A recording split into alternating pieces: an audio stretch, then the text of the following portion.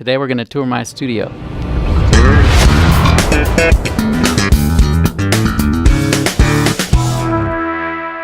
We start here.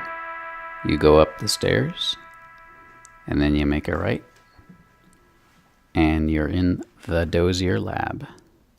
I call it the Dozier Lab because long ago, when I used to live in East Los Angeles, I grew up in East Los Angeles, I lived on Dozier Street, East Dozier Street to be precise.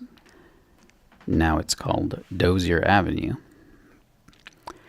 Anyhow, this is the studio. And the heart of any studio is its digital audio workstation, otherwise known as a DAW. And mine is down here in this nice piano black case. And I probably built that PC maybe 2.5 years ago or so. And it's been a pretty good machine to me. I'm an IT guy by day, a database administrator, otherwise known as DBA. And I'm running Pro Tools. I believe I'm running 11.3. I have taken the plunge and subscribed to Pro Tools, and I should be upgrading to 12, whatever the latest is. But I don't like to upgrade mid-project, so that'll happen later. Okay, so by my video monitor, you can see my 2 sets of other monitors, studio monitors as we call them, or speakers, if you want to keep it simple. I've had these for a long time, my M-Audio BX5s, and these are new, my Auratones. And I'm actually really enjoying the Auratones. The mid-range is obviously what they're known for, and that's what I need most help in. So that was my decision, or that was the background to why I got those, and I think my mid-range is improving. Here we have another centerpiece of the studio. Every studio needs an audio interface, and this is my Apollo Twin USB. And it's great. Great latency with virtual instruments. My Rupert Neve Designs direct box. Now that is something I wouldn't give up. And here's another Rupert Neve piece. The headphone amplifier, that one sounds great. And what is this? Oh yeah. Moving over to the right, we have my Complete Control S61. This does not make a sound on its own. It's basically a really fancy MIDI controller / virtual instrument controller. Here's my Mackie 802 VLZ3. I've had this for a while. I'm mostly using it to help me manage the monitors, switching between the BX5s and the Auratones, and just to manage the audio coming in from the computer, the audio coming in from the Apollo Twin, and the audio coming in from the TD-11KV, which is my electronic drum set. And sometimes, you know, you don't want to fire up the digital audio workstation and fire up Pro Tools and all that. So it's good to have a little mixer like this just to plug in and go. This would be a good time to tell you guys that the way I've arranged things is just to have everything close at hand. I love being able to just come over here and come over here and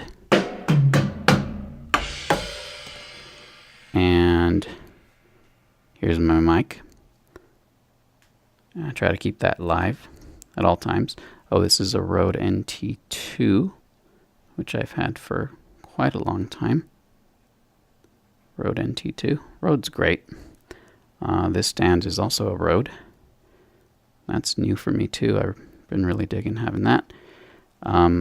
you notice when I played the keyboard, it actually played superior drummer sounds here. So I'm going to put the record enable back onto the Giant here so I can hear piano. So yeah, previous incarnations of my studio were, you know, they all worked, but the way I have things arranged now, where drums are to my left, I got a live mic going at all times, and my keyboard controller here is always ready to go with some kind of piano or Rhodes sound, usually. Has just been great. I really, really love it. And I tend to leave everything on, you know. It tends to kill the inspiration when you have to come in, turn everything on, reload Pro Tools, set up some tracks from scratch, and blah, blah, blah, blah, blah, blah. It's much, much more fun if you can just plug in and go. Here is my reflection space filter from SE Electronics. There's my Gibson Nighthawk. That's actually my brother's Gibson Nighthawk, but it lives here. I share the studio, of course, with this little lady who, despite having many, many, many other places where she can lay, she usually chooses to lay here. And anybody that has cats knows that that's what cats do. In this corner here, wow, there are just so many stories to tell. The more and more I look around the room, the more excited I am to be able to tell you about all of these stories in another video, in other videos. This is my G&L SB2. Can't even begin to tell you how many things I've done with this space, and the story about how it got here is just something that we're going to need to do in a separate video. Here's my home office part of the studio. Printer, router, external hard drive, office supplies. Look at all this. CDs. Can you believe it? And there's my little happy trash can. And over here we have an Alesis 3630 compressor limiter gate.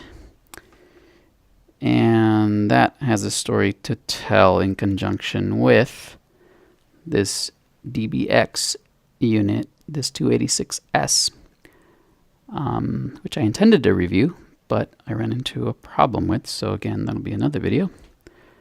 Oh, I sort of glossed over this area. So this is kind of the workstation area, or the workbench area, rather.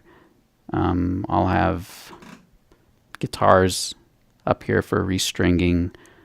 Got a little soldering station over here. You know, sometimes I use this area to write in.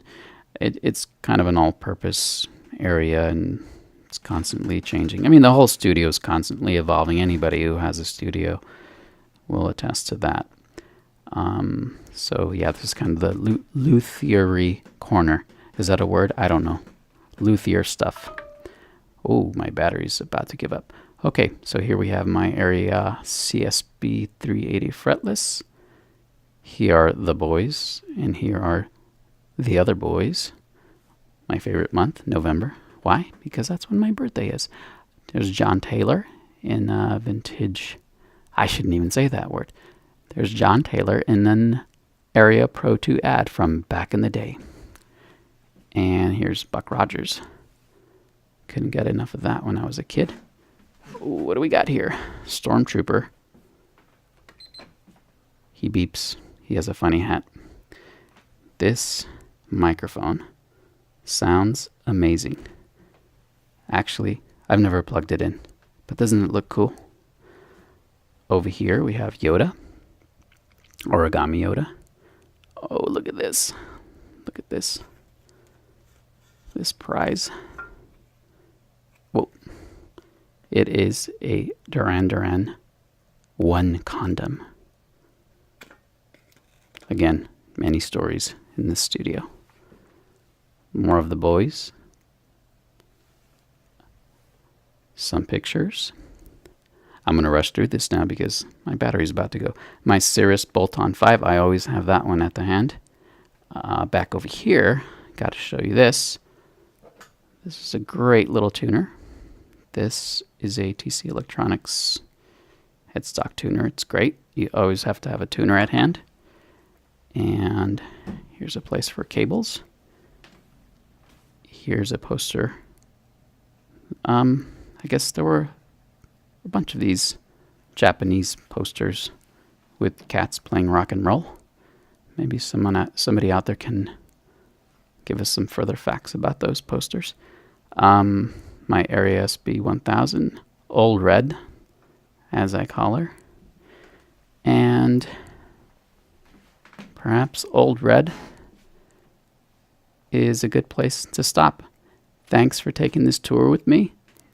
And I want to also tell you guys that my behind the scenes Union of the Snake video is still in the works. I'm having some technical difficulties with that, mostly in the way that I need to capture the audio coming out of Pro Tools whilst speaking, and also in trying to figure out some video capture method.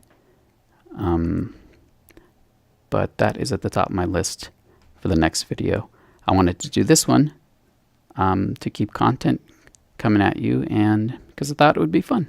So I hope you enjoyed it, and I'll see you again soon. Thanks. Bye. This video was recorded with my Google Pixel 2 and my SmartLav Plus by Rode microphones.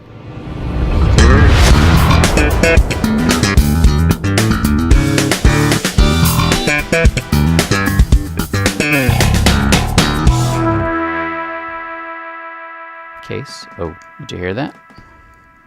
Somebody wants to say hello. Oh, big stretch, big yawn.